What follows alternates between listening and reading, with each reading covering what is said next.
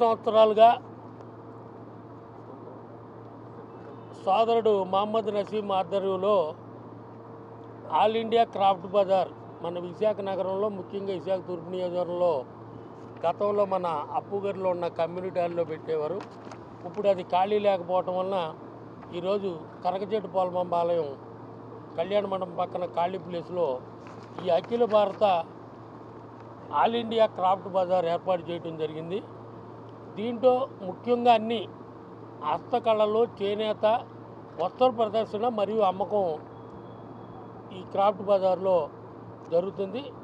ఇందులో అన్నీ కూడా భారతదేశంలో ఉన్న దరిదాపు అన్ని రాష్ట్రాలు సంబంధించిన హస్తకళాకారులు తయారు చేసిన వస్తువుల్ని, చేనేత వస్త్రాలు అవనివ్వండి, కార్పెట్లు అవనండి, వుడ్ క్రాఫ్ట్స్ అవనివ్వండి, ఏ అయినా సరే హస్తకళాకారులని ప్రోత్సహిస్తూ ఈ క్రాఫ్ట్ బజార్లో వస్త్ర ప్రదర్శన మరియు అమ్మకం కూడా పెడతాం జరిగింది.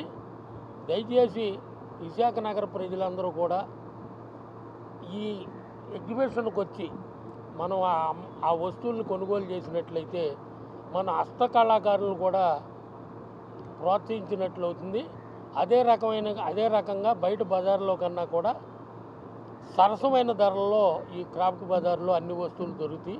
దయచేసి విశాఖ నగర ప్రజలందరూ కూడా సద్వినియోగం చేసుకుని హస్తకళాకారులను ప్రోత్సహించవలసిందిగా మీ ద్వారా అందరినీ కోరుకుంటున్నాను.